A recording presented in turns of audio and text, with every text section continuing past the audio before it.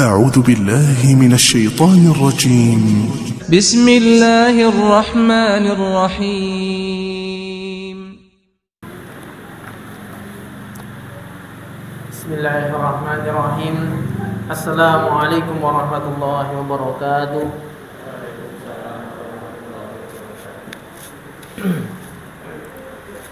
Alhamdulillah ala fadlihi wa ihsanih, wa ashkuruhu ala taufiqihi wa amtinani, wa ashhadu an la ilaha illallah wahdahu la syarika lahu ta'ziman li sya'nih, wa ashhadu anna Muhammadan abduhu wa rasuluh da'i ila ridwani.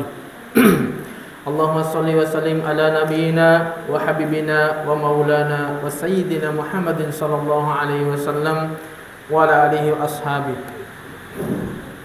وقال الله تعالى في كتابه الكريم يا أيها الذين آمنوا اتقوا الله حق تقاته ولا تموتن إلا وأنتم مسلمون وأن أصدق الحديث كتاب الله وخير الهدى هدى محمد صلى الله عليه وسلم وشر الأمور محدثاتها وكل محدثة بدعة وكل بدعة ضلالة وكل ضلالة في النار.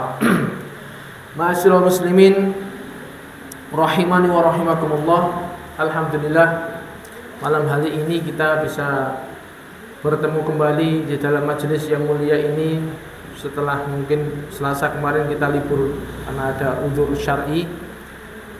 Alhamdulillah kita bisa melanjutkan kajian kita yang tertunda yang mana kita jadwal ngajinya itu mungkin sepekan sekali, di mana dalam waktu sepekan ini mungkin atau sepekan 2 kali ya. Dalam waktu sepekan ini banyak sekali hal-hal yang bisa membuat hati kita menjadi keras karena urusan duniawi mungkin, atau karena kemaksiatan yang kita lakukan, atau mungkin karena kurang ingatnya kita kepada Allah Subhanahu wa taala sehingga membuat hati kita menjadi semakin keras. Makanya tujuannya kita mengaji kajian Kitabur Riqaq ini agar hati kita yang mungkin sudah menjadi semakin keras kita bisa lembut kembali dengan kita banyak mengingat akhirat, banyak mengingat bahwasanya kehidupan yang di dunia ini adalah kehidupan yang sementara, sedangkan kehidupan yang hakiki adalah kehidupan di akhirat. Semakin banyak kita merenungkan hal itu sehingga bisa melembutkan hati kita yang asalnya itu rakus terhadap dunia, pengen koyo donya dimemplok dhewe ya. Koyo nek mampu. Tapi dengan kita mengkaji seperti ini bisa ada remnya. Lanjutkan bab sebelumnya bahwasanya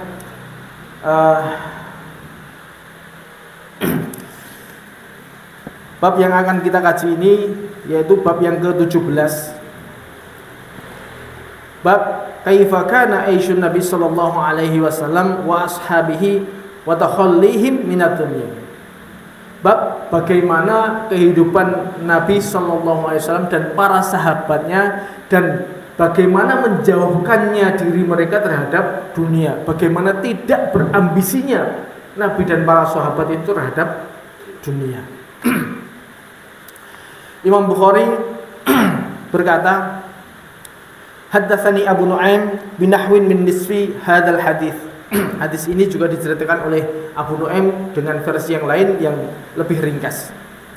Haddatsana haddatsana Umar bin Ibnu Dzar, haddatsana Mujahid anna Abu Hurairah kana yaqulu, dari sahabat Abu Hurairah beliau berkata, Allahilladzi la ilaha illahu, demi Allah yang mana tidak ada sesembahan kecuali Allah. Jadi Abu Hurairah dia menceritakan dirinya sendiri. Dia sedang bercerita tentang kisahnya Abu Hurairah. Demi Allah, in kuntu la tamitu bikabidin alal ard. Benar-benar saya pernah berada di suatu kondisi saya tidak bisa bersandar kecuali dengan merebahkan diri. Jadi saking laparnya, jadi kondisi saat itu para sahabat Nabi dan para sahabatnya itu dalam keadaan miskin. Bahkan para sahabat itu saking laparnya karena nggak makan, betul-betul nggak makan, berhari-hari nggak makan itu beliau sampai tidak kuat, hanya sekedar duduk tuh nggak kuat. Dia harus berbaring untuk bisa menahan laparnya itu harus dengan berbaring. Kalau duduk udah nggak kuat, saking laparnya. Pernah kita lagi mangan sedino pindho, ora mangan pisan rasane wis koyo itu yang dialami oleh para sahabat. Minalju, dari lapar, saking laparnya. Wa in kuntu la ashuddal hajar alal batni. Dan saya dalam kondisi-kondisi tertentu ketika lapar itu mengencangkan, jadi batu ditata di perut sini, kemudian diikat, dikencang nih, set gitu. Jadi kan bisa bertahan biar dia bisa berdiri tegak itu sampai diganjel dengan batu kemudian diikat untuk mengurangi rasa lapar. Itu sampai seperti itu, dan itu dialami para sahabat seperti itu. Entah itu bahkan Nabi sendiri ketika perang Khandaq, yang mana pasukan dari Mekah sudah berangkat mau menyerang ke Madinah dengan membawa 10.000 pasukan sudah berangkat, dan Nabi dan para sahabatnya harus menggali parit sepanjang berkilo-kilometer, harus selesai dalam waktu 6 hari. Mereka menahan lapar sampai perutnya diganjel dengan batu untuk bisa tetap melanjutkan kerja. Nabi sendiri juga diikat perutnya dengan batu. Para sahabat melihat. Walaupun qa'atu yauman. Jadi ini kondisi yang sering dialami para sahabat, yaitu mereka kondisi kelaparan. Jadi makan pisang, kadang-kadang warak pisang baru terus luwe berhari-hari. Itu kondisi yang sering dialami para sahabat seperti itu. Nah, Abu Hurairah bercerita, suatu saat saya itu lapar tapi masih bisa ya duduk. Walaqad qa'adtu yauman ala tariqihim alladhi yukhrijuna minhu. Saya sengaja duduk di tempat para sahabat itu sering lewat. Saya duduk di situ. Famarra Abu Bakar fasa'altu an ayah min kitabillah ma sa'altuhu illa liyushbi'ani. Suatu saat Abu Bakar lewat. Nah, ini yang tak tunggu-tunggu. Abu Bakar lewat. Abu Hurairah bertanya, "Wahai Abu Bakar, boleh nggak saya tanya, menurut panjenengan ayat ini pengertiannya gimana?" Jadi dia galagasinya teko ayat. Tapi tujuannya sebenarnya dia pengen, biasanya kalau dia ada orang yang nanya, "Terus kene ayo nang omahku." Nah, biasanya gitu kalau kondisi normal, kalau ada orang yang bertanya, "Ayo nang omahku sik tak kandhani." Nah, dia berharap seperti itu agar ada makanan yang masuk ke dalam perutnya. Abu Bakar lewat nih. Pak Abu Bakar, ayat ini pengertiannya gimana? Walam yaf'al. Jadi Abu Bakar cuman sekedar menjawab pertanyaan yang ditanyakan tok. Oh, ayat ini pengertiannya begini. Terus ngalih. Aduh, gagal. Misinya gagal. Jadi biasanya kalau kondisi normal, ya, kalau orang nanya ya dijak nang omah, dikai wedang, dikai panganan, dan jelas kayak gitu tujuannya seperti itu. Ternyata enggak. Bisa jadi ada dua kemungkinan. Bisa jadi Abu Bakar ini hanya menjawab sesuai dengan dohirnya. Dia nanya ya dijawab loh. Atau memang kondisi Abu Bakar yo pas di panganan. Jadi ya dijawab tok lewat. Summa mara Umar fasa'altuhu an ayatin min kitabillah ma sa'altuhu ila liyushbi'ani. Kemudian berikutnya Umar juga lewat. Waduh, nah, Umar lewat ini. Saya nanya terhadap Umar tentang satu ayat yang sebenarnya saya nanya itu agar saya diajak makan ke rumahnya Umar. Ternyata podo wae. Famarra falam yaf'al. Umar hanya menjawab sesuai dengan pertanyaan tok. Iki ayat iki tujuannya ngene, mosok ora ngerti. Ya gitu. Tapi ini dia menjawab sesuai dengan pertanyaan tok. Duh, ora dicakmu. Tanggah keluar. Summa maro bi Abul Qasim sallallahu alaihi wasallam. Kemudian yang berikutnya yang lewat siapa? Nabi sallallahu alaihi wasallam.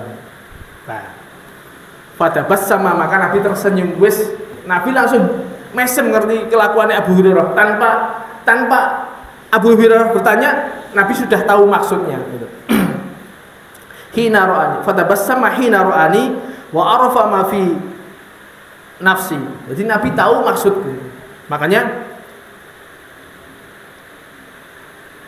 fatabassama hina ra'ani wa arafa ma fi nafsi wa ma fi wajhi. Jadi Nabi ngerti maksud dari saya duduk di situ itu apa, Nabi ngerti. Akhirnya summa qala ya Abahir, wahai Abu Hurairah, qultu labbaik ya Rasulullah. Dalam Nabi qala ilhaq melu aku iki sing ditunggu-tunggu. Tujuannya seperti ini. Nah, Abu Hurairah nanya karena betul-betul saking lapar ben dijak nang omah. Ta'al ilhaq, ayo melu aku. Wa madha fatabi'tuhu. Nabi lewat, saya ngikutin Nabi.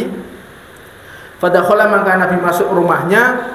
Fasta'dzana fa'adzinali. Jadi saya minta izin, Nabi masuk dulu ke rumahnya. Kemudian setelah itu saya minta izin, kula nuwun atau assalamualaikum, baru diizinkan masuk. Ini termasuk adab. Meskipun seseorang itu bareng sama seseorang masuk menuju rumahnya seseorang, tapi termasuk adab itu tuan rumahnya biar masuk dulu, jangan langsung nyelonong masuk, karena di situ ada hal-hal yang mungkin sesuatu yang mungkin aib bagi tuan rumah. Jadi tuan rumahnya biar masuk dulu, mungkin dibersihkan dulu atau gimana, baru nanti setelah itu diizinkan temannya tadi masuk. Jadi nggak langsung nyelonong. Itu termasuk adab seperti itu. Jadi paham ya? Jadi kalau kita meskipun kita bareng-bareng menuju rumah seseorang, ya biar tuan rumahnya masuk dulu, baru kita kula nuwun. Kalau sudah diizinkan masuk, baru kita masuk. Fadakhala, maka masuk aku. Fawajada labanan, kami menjumpai susu fi qadah, di dalam gelas, susu yang ada di dalam gelas. Faqala, maka Nabi berkata, min aina hadza laban, susu ini dari mana? Nabi nanya kepada keluarganya. Iki anak susu kok ngendi?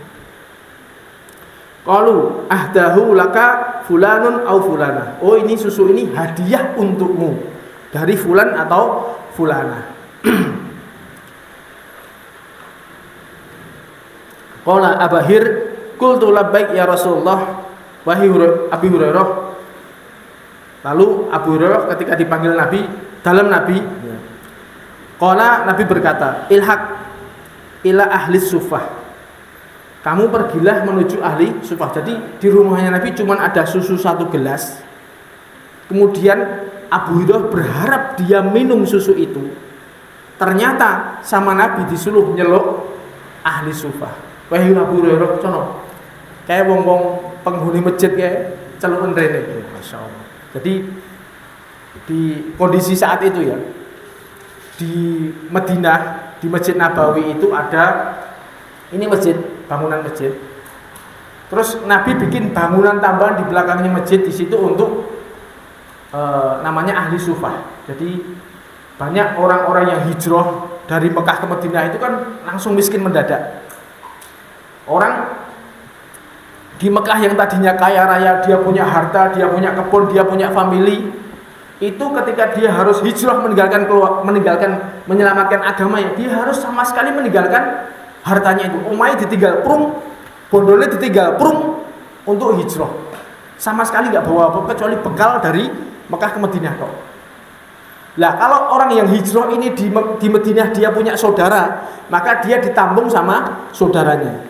Kalau dia di Madinah punya kenalan, maka ditambung oleh kenalan-kenalannya. Tapi ada beberapa orang yang di situ lu mau prung saka Mekah, meninggalkan seluruh hartanya, di Madinah nggak punya siapa-siapa, nggak punya rumah, nggak punya pekerjaan, nggak dedet. Makanya orang-orang yang seperti ini sama Nabi dikumpulkan di Masjid Nabawi. Di Masjid Nabawi ada bangunan tambahan dikasih atap. Di situ ada namanya Ashabus Sufah. Jadi orang-orang yang tinggal di masjid situ. Ada sekitar 70 sampai 100 orang. Ini luar biasanya orang zaman dulu ketika mempertahankan agamanya di Mekah, disiksa, dipersekusi. Untuk menyelamatkan agama dia harus betul-betul totalitas hijrah. Makanya pahalanya orang hijrah itu besar sekali. Nah, di sana orang-orang sekitar 70 orang kurang dan lebih, jadi berkurang dan bertambah. Ada yang misalnya di sini nih dia punya pekerjaan, langsung dapat pekerjaan. Ya, dia harus meninggalkan situ, dia bertempat di tempat pekerjaannya misalnya. Atau dia bangun rumah, dia nikah dengan orang setempat misalnya. Dia meninggalkan situ, tapi ada orang yang masuk lagi. Di situ kurang lebih jumlahnya 70 orang sampai 100 orang. Ini berkurang dan bertambah sekitar segitu. Nah, susu satu gelas ini nah mereka ini ahlu sufah ini kan nggak punya kerjaan, nggak punya apa-apa, nggak punya, makanya ya nunggu sodakohan dari orang-orang penduduk Madinah itu. Kadang-kadang Nabi jatah orang-orang Ansor bawa ini oleh ahli sufah, telur papat kasih makan misalnya. Nah mereka itu makanya menjaga nih sodakohan. Paham ya? Ini beratnya kehidupan orang-orang zaman dulu. Nah, kondisinya tadi di rumah Nabi cuma ada satu gelas susu. Abu Hurairah ngeleh pol. Ketika lihat satu susu ini, terus sama Nabi ilhaq celuan ahli sufah, celuan rene itu. Saiki susu sak gelas arep diombe semono bali kira-kira cukup lho mboten. Wis Abu Hurairah gur kelu tok. Piye gitu. Aku kok kumanan pora gitu. Mikirnya gitu.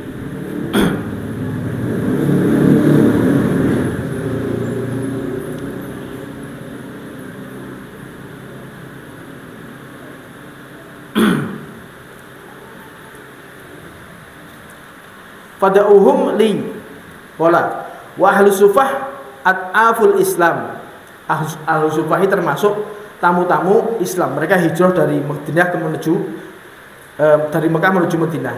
La ya'una ila ahlin wala malin. Mereka enggak punya keluarga, enggak punya harta sama sekali, mereka tidur di masjid.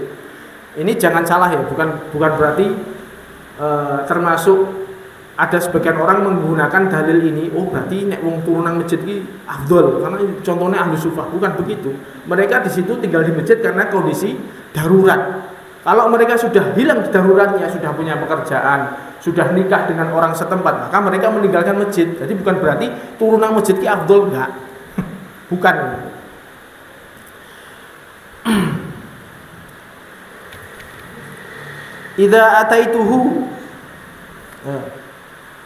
Idza atathu shadaqah ba'atha biha ilaihim wa lam yatanawal minha syai'an. Jadi Nabi itu termasuk diharamkan makan zakat. Ketika Nabi dikasih bagian zakat, maka semua bagian itu Nabi dapat zakat itu semuanya dikasih kepada ahli sufah. Nabi enggak ngambil bagian sesuatu. Wa idza atathu hadiyatun arsala ilaihim wa asaba minha wa asyrakahum fiha. Ketika Nabi dapat hadiah, lah ini kan susu tadi hadiah. Tadi hadiah tadi, kalau statusnya ini hadiah, Nabi mau ngambil. Jadi Nabi ngambil sebagian lagi dikasihkan ke ahlu sufah. Nah, status susu tadi hadiah, makanya Nabi yang minum Abu Sufyan ya diajak minum. Nah, ketika seperti itu Abu Hurairah tahu kondisi cuncak gelas tok dinggo ngombe wong semono bane dan pasti dia yakin bahwasanya dia nanti yang suruh ngasih minum ke mereka. Abu Hurairah mesti keri dhewe. Ora mungkin kon ngombe sik dhewe. Makanya fasa'ani dzalik, maka menyusahkan kondisi itu menyusahkanku. Fakultu wa ma hadzal laban fi ahli sufah kuntu ahaku ana'an usiba bin hadzal laban syarbatan ataqawwa biha. Ini terus Abu Hurairah karo ngaku karo arep nanggon Abu Sufyan menuju ke Abu Sufyan jane mikir-mikir iki jane iki itu Nabi Abu Hurairah susah. Apa ya mungkin aku kebagian susu sak gelas diombe mung semono mbane, aku mesti keri dhewe. Apa uman iki. Fa idza jaa amrani fakuntu ana uktihim wa ma asa ayyuballigoni min hadzal laban walam yakun. Jadi ketika nanti orang-orang datang, pasti saya yang akan melayani mereka. Saya ngasih minum ke mereka, kemudian mereka balikin lagi ke saya. Itu terus. Nah kalau kondisinya seperti itu, apa yang mungkin aku oleh bagian.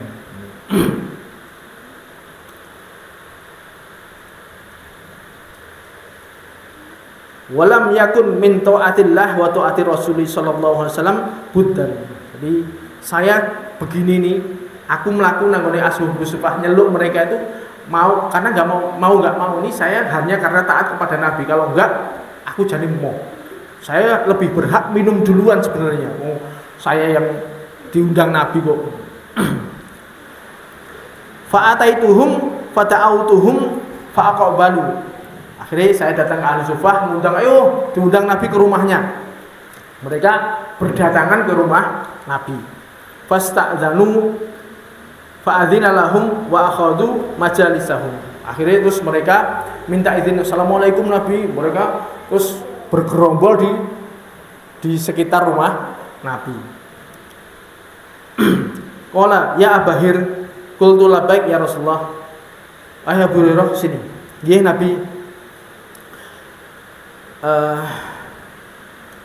Khud fa'atihim. Bener kan? Betul.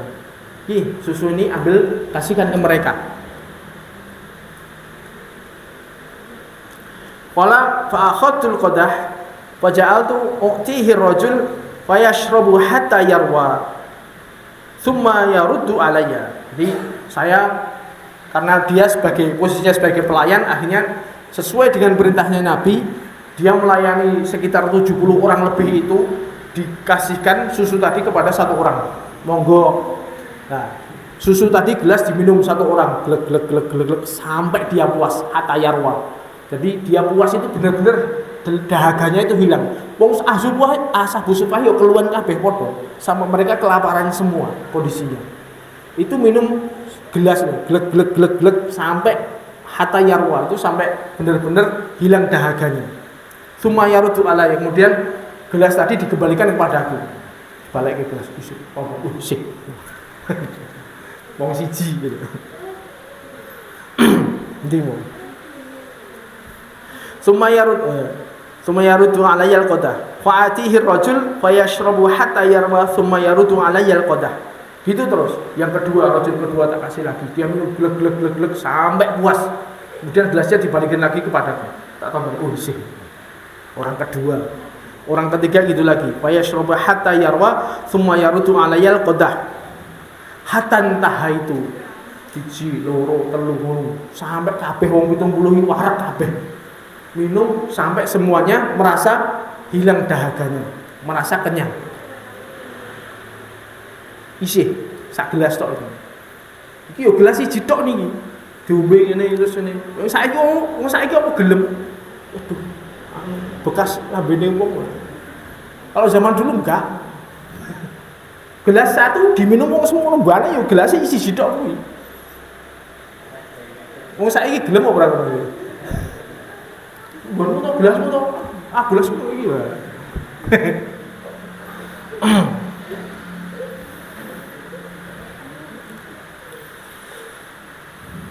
Demo. Hatantah itu sampai selesai. Sampai orang 70 itu kenyang semua. Hatantah itu ilan Nabi sallallahu alaihi wasallam wa qad rawiyal qaum. Dari semua itu merasa puas, 70 orangnya itu semuanya puas dengan susu satu gelas itu. Itu termasuk mukjizat Nabi sallallahu alaihi wasallam. Minuman yang asalnya sedikit bisa menjadi banyak. Ini kita nggak bisa nyontoh kayak gini. Nggak bisa. Hatta ruyal qaum kulluhum, semuanya merasa puas. Fa akhadal qadah fa wada'ahu ala yadihi. Akhirnya gelas tadi tak balikin kepada Nabi. Kondisi masih ada isinya. Ya untuk berkurang tapi nggak habis. Padahal tadi hitungan nggak mungkin. Wong 70 iso mangan minum satu gelas apa nggak habis itu, kalau hitungan nggak mungkin.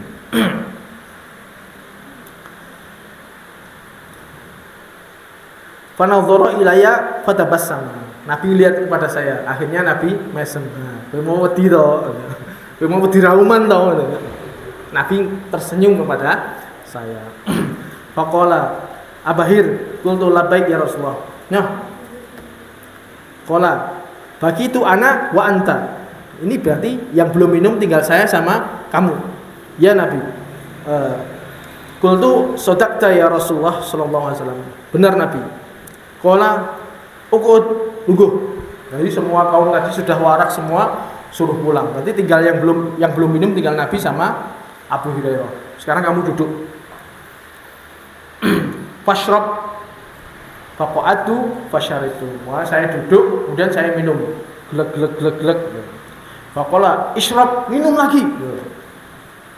Fasyaritu. Isyrab, minum lagi. Sampai Nabi kon ngombe sampai puas. Benar-benar famazala yaqulu isyrab hatta qultu la wallah ba'atsaka bil haqq ma ajidulahu maslakan. Pun Nabi sampai ini, wis ngombene, ndang diombene. Minum lagi gitu. Wis ngombe sampai betul-betul dia nyerah. Udah Nabi itu. Demi Allah udah enggak ada ruang lagi. Wis kebak mencep pisan. Susu 1 gelas. Faqala fa'arini, maka berikanlah kepada itu. Wis ini gelasnya gorene wis warak gorene.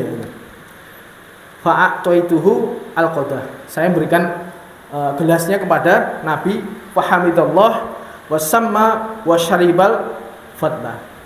Kemudian Nabi memuji Allah dan membaca bismillah. Bismillah, kemudian Nabi minum sisa dari susu yang ada itu. Coba nek wong saiki kira-kira gelem. Ini kondisi Nabi, manusia termulia di dunia ini. Beliau minum dari sisa-sisa bibirnya wong sak mono buane kayak ngono. Terakhir Nabi yang minum.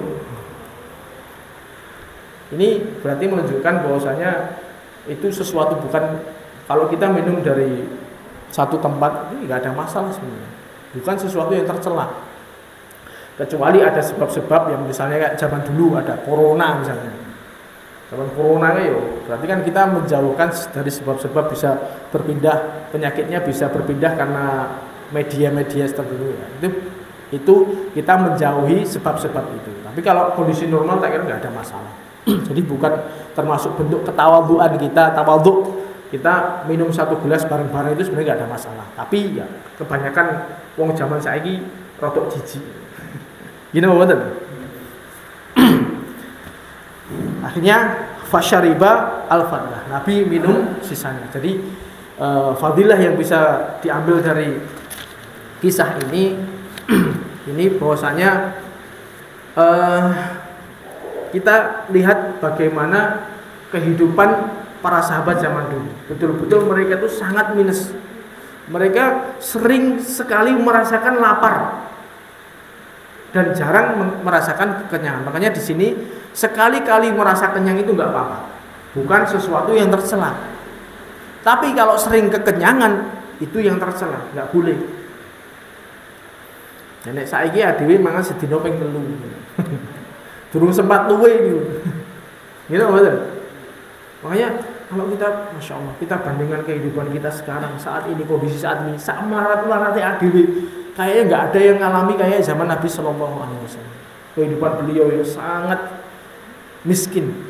Nanti kita hadis-hadis selanjutnya akan menerangkan bagaimana kehidupan para sahabat zaman dulu.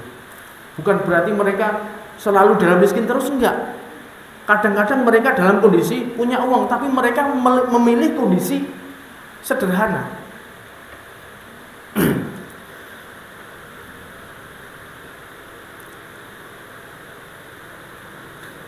Jadi saking sederhananya Nabi itu. Kalau ketika Nabi ngajak makan Abu Hurairah, ayo nanggonku yuk, tak ajak nang omahku gitu. Ini kalau kita zaman sekarang mungkin di rumah akan tersedia nasi goreng, bakso, ngono gitu. Ini Nabi cuma ada segelas susu, itu pun hadiah. Jadi nggak setiap hari Nabi kayak gitu kondisinya. Makanya ketika Nabi ada makanan minuman baru Nabi berani ngajak. Tapi waktu-waktu biasanya Nabi sering kelaparan. Ini yang terjadi, potret kehidupan Nabi dan para sahabatnya saat itu seperti itu. Mereka sering kelaparan. Sampai Abu Hurairah itu saking laparnya itu tadi, dia golek cara biar diajak makan.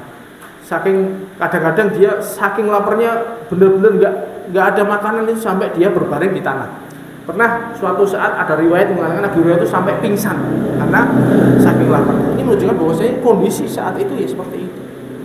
Ya kalau kita bandingkan dengan kehidupan kita saat ini dengan makanan yang berlimpah ruah, ini seharusnya menjadikan kita lebih bersyukur lagi. Wong mereka orang-orang paling mulia di dunia ini, orang-orang yang Allah pilih untuk menemani Nabi mengembangkan risalah, ini orang-orang yang hidup dengan kesederhanaan. Kita yang hidup di kondisi zaman ini wis serba penak, ini harusnya lebih bisa mengoptimalkan kondisi itu untuk beribadah kepada Allah. Paham ya? Kemudian hadis selanjutnya Imam Bukhari berkata, hadatsana Musaddad, hadatsana Yahya an Ismail, hadatsana Qais. Qala sami'tu Sa'ad bin Abi Waqqas. Jadi Sa'ad bin Abi Waqqas itu bercerita. Ini la awwalul Arab roma bisahmin fi sabilillah. Saya ini orang Arab pertama kali yang melempar dengan panah ketika jihad fisabilillah. Jadi orang Arab yang pertama kali menggunakan panah itu adalah Sa'ad bin Abi Waqqas. Ini menunjukkan bahwa saya saat itu sudah berjuang untuk Islam sejak awal Islam. Mulai dari awal-awal pertama perang Badar, perang Uhud, perang Khandaq dan perang-perang selanjutnya. Ini Sa'ad bin Abi Waqqas selalu menjadi garda terdepan dalam peperangan. Berarti beliau sudah Islamnya sejak awal. Sampai saking menderitanya. Wara'aituna nagzu wa ma lana tu'amun illa warakal hublah wa hadas samur. Sampai kita ke dalam kondisi perperangan, namanya perang itu kan berhari-hari di situ dia standby. Apalagi tim pemanah itu dia harus delik, dia standby di tempat yang jauh. Bekalnya bekalnya secukupnya, cukup untuk 1 hari 2 hari. Kalau sampai perangnya itu seminggu 2 minggu, berarti kan entek panganannya. Bekalnya habis. Makanya kami tidak menjumpai makanan kecuali cuma daun hublah dan samurah. Daun yang ada di lereng-lereng bukit,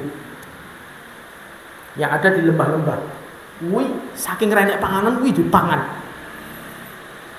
Wa inna ahaduna la yadhu kama tadhu syatun malahu khildu. Saking parahnya karena kita cuma makan daun-daunan. Kalau kita bahasanya mohon maaf kasar, telek itu sampai hijau, koyok seperti halnya serindil wedhus. Karena itu tadi makanan yang dimakan itu cuma daun-daun hublah dan samurah yang ada di lereng-lereng bukit itu. Karena kondisi yang betul-betul perbekalannya seadanya, sampai sama sekali kotorannya itu nggak ada cairannya, nggak ada basah-basahnya, itu nggak ada. Itu awal-awal Islam itu seperti itu dulu. Jadi Sa'ad bin Abi Waqqas dia menerangkan kepada orang-orang bahwasanya aku dulu berjuang sejak awal Islam, sejak awal-awal jihad aku semenu perang. Kemudian saking menderitanya kami itu sampai makan dengan makanan-makanan yang ada di godong daun-daunan yang ada di lembah-lembah itu, sampai kita itu bisa dikatakan kotorannya seperti halnya kotorannya kambing. Summa asbahat Banu Asad tu'azziruni alal Islam. Lah kok iso-isoi Bani Asad itu mencela saya di dalam masalah Islam. Jibatu idzan wa dhalla sa'i. Rugi aku dan sia-sia usaha. Jadi ceritanya Sa'ad bin Abi Waqqas ini kan termasuk pejuang awal Islam. Ketika zaman kekhalifahan Umar bin Khattab, beliau dijadikan amir di Irak, di daerah Kufah. Jadi gubernur di daerah Kufah. Nah, di situ ada Banu Asad yang melapor pada siapa sebenarnya? Umar bin Khattab, wahai khalifah, iki lho gubernurmu lho gak beres. dia nggak adil, sholatnya ra beres. Iso-iso ngono. Nah, Sa'ad bin Abi Waqqas dia membela diri. Lah kok iso loh? Saya ini termasuk pejuang awal Islam. Ini loh. Kok iso Banu Asad loh. Jarene mencelaku dalam masalah Islam. Sholatku nggak beres, sing ra beres apa nih? Makanya ketika dilapori seperti itu, akhirnya Umar bin Khattab ngutus utusan nanya ke masjid-masjid, piye Sa'ad bin Abi Waqqas bagaimana? Terus ditanya, kamu kalau sholat bagaimana? Iya, sholatku ya seperti halnya sholatnya Nabi. Loh, bener sholatmu jane. Dan dia nanya ke orang-orang itu, ternyata ya memang sing bermasalah itu jadi ya Banu Asad ini.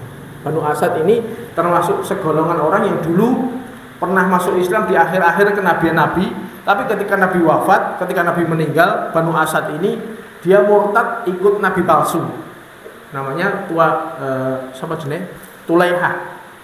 Meskipun pada akhirnya Tulaiha ini kembali masuk Islam dan dia berjihad syahid di sana, tapi Banu Asad ini termasuk orang yang memang ya kayak gitu. Dia melaporkan kepada Umar bin Khattab, wah ini gubernurmu nih, sholatnya ra beres. Ya memang meskipun pada akhirnya Sa'ad bin Abi Waqqas ini dilorot, dipecat sama dilengserkan dari jabatannya, tapi bukan berarti Umar bin Khattab ini percaya dengan laporannya orang-orang Kufah, enggak. Beliau karena ya maslahat gitu aja. Jadi Sa'ad bin Abi Waqqas itu istirahat dari urusannya umat. Ya karena seperti itu. Nah ini Sa'ad bin Abi Waqqas dia membela diri. Loh, aku loh melu Islam kan awal, saya dari awal Islam saya berjuang sampai kaya ngono kuwi kondisi ini. Kok iso ini cah wingi sore Banu Asad itu mencela saya di dalam masalah Islam. Dia mencela salat ora beres. Jadi sing ora beres sapa? Ini ucapan Sa'ad bin Abi Waqqas ini adalah bentuk pembelaan diri. Jadi sebenarnya hukum asalnya para sahabat itu mereka sangat menyembunyikan amal soleh mereka. Hukum asalnya. Jadi mereka sangat menjaga amal soleh mereka itu biar nggak diketahui sama orang. Tapi ketika datang fitnah, mereka harus membela diri ya, mau gimana lagi? Dia harus membuka sebagian amal soleh mereka. Dan mereka sebenarnya nggak senang seperti itu. Kondisi seperti itu mereka nggak senang. Tapi mau nggak mau karena dia membela diri, dia dituduh dengan tuduhan yang enggak, difitnah dengan fitnah-fitnah yang enggak. Ini gubernur ini orang adil, sholatnya orang genah misalnya. Loh, dia makanya aku loh melu Nabi ket biyen. Saya ngikuti sholatku persis dengan sholatnya Nabi. Umpama sing dimasalahke sing endi? Dia membela seperti itu. Tapi ini pembelaan diri seseorang dengan menunjukkan amal solehnya itu boleh ketika di saat-saat tertentu. Contoh misalnya Utsman bin Affan. Utsman bin Affan dulu ketika beliau menjelang akhir hidup beliau. Jadi kan ketika sebagian selama 6 tahun terakhir sebelum beliau wafat ini kan banyak penyusup, banyak isu-isu yang mendiskreditkan Utsman bin Affan. Utsman bin Affan itu begini. Jadi difitnah Utsman bin Affan itu jadi gubernur, jadi khalifah nggak beres.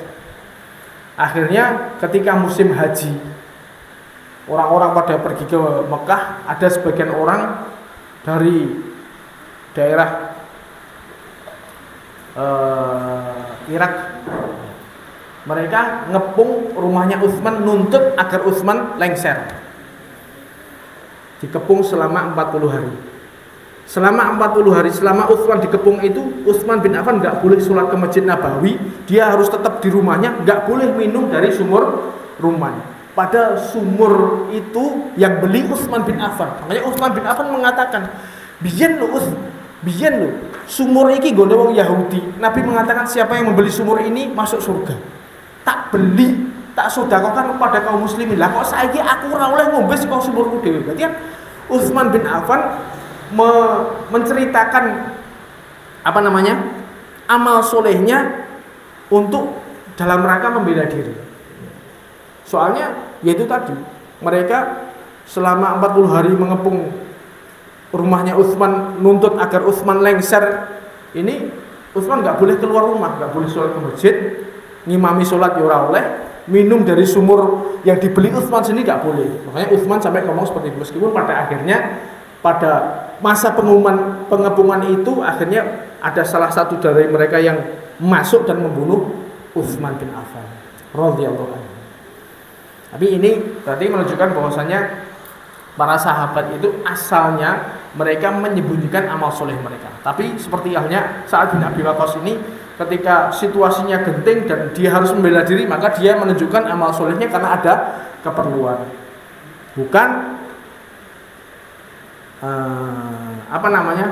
jangan sebagian dari kita saat ini tidak ada amalan yang tersembunyi, wabah di viral nih, sedang doa malam ya status bintang-bintang misalnya jam 3 bengi bintang-bintang cerah cocok untuk doa malam jadi kata-katanya apik tapi seperti itu. Kita sering menampilkan amal soleh kita, ini jangan seperti itu. Nah, poin yang bisa kita pelajari dari sini yaitu adalah bahwasanya kehidupan para sahabat zaman dulu itu sangat-sangat minim. Saking minimnya itu tadi, ketika kondisi peperangan bekalnya itu sampai nggak cukup, mereka makan daun-daunan. Ini yang dikatakan oleh Sa'ad bin Abi Waqqas. Hadis ini yang diangkat oleh Imam Bukhari yang dikaitkan dengan judul bab bahwasanya kehidupan Nabi dan para sahabatnya itu seperti itu. Kemudian satu lagi nih. Imam Bukhari mengatakan hadis berikutnya, hadatsani Utsman, hadatsana Jarir, an Mansur, an Ibrahim, an Aswad, an Aisyah qalat, berkata sapa Aisyah, ma sabi'a alu Muhammadin sallallahu alaihi wasallam mundu qatimal Madinah min ta'amin burrid salasa layalin tibaan hatta kubidho. Jadi Aisyah bercerita bahwasanya keluarganya Nabi Muhammad itu selama tinggal di Madinah setelah hijrah dari Mekah ke Madinah itu belum pernah makan gandum 3 hari berturut-turut. Jadi gandum itu termasuk makanan enak saat itu, makanan yang enak. Mungkin ketika di Mekah Nabi dan para sahabatnya itu sering, karena mereka orang yang kaya, rata-rata punya bisnis, dan orang-orang Quraisy itu termasuk orang-orang yang berada. Mereka sering makan gandum dan lain sebagainya. Tapi ketika datang ke Madinah, miskin mendadak itu tadi, tidak pernah selama 3 hari berturut-turut makan gandum. Berarti mesti ada selingannya. Umpama makan gandum sekali, nanti ada kurmanya. Kurma itu kan nggak perlu masak. Itu termasuk makanan murah, yang termasuk makanan yang tidak disukai. Tapi yo kepepetnya enak itu. Jadi umpama mereka orang-orang sana itu milih antara kurma dengan roti, ya mesti milih roti. Tapi gandeng sok ora duwe, ya gelem ra gelem mangan kurma. Paham ya? Makanya kalau kita buka puasa itu kurma itu sunnah afdholiyah gitu. Tapi sing utamane gorengan. Jadi kurma sunnah, gorengan wajib.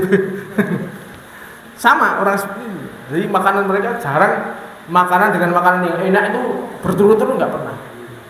Nah kalau kita masya Allah sedino ping 3 sadang ganti menu kabeh. Masa ini esuk dimangan awan, mangan bengi ini kayaknya hampir nggak pernah zaman sekarang itu. Esok menune dhewe, awan dhewe, sore dhewe. Ini kondisi seperti ini mengharuskan sebenarnya kalau kita bandingkan dengan kehidupan mereka, orang-orang soleh zaman dulu ini, kita kewalahan syukur. Harusnya kita lebih bisa mengoptimalkan ibadah kita kepada Allah Subhanahu wa taala. Ini bisa menjadikan kita bersyukur. Alhamdulillah kondisi saya tidak seperti halnya mereka. Insya Allah itu yang bisa kita sampaikan pada saat ini. Kita untuk kajian yang akan datang kita lanjutkan hadis-hadis berikutnya. Wabillahi taufik wal hidayah. Subhanakallahumma wa bihamdika asyhadu an la ilaha illa anta astaghfiruka wa atubu ilaik. Assalamualaikum warahmatullahi wabarakatuh.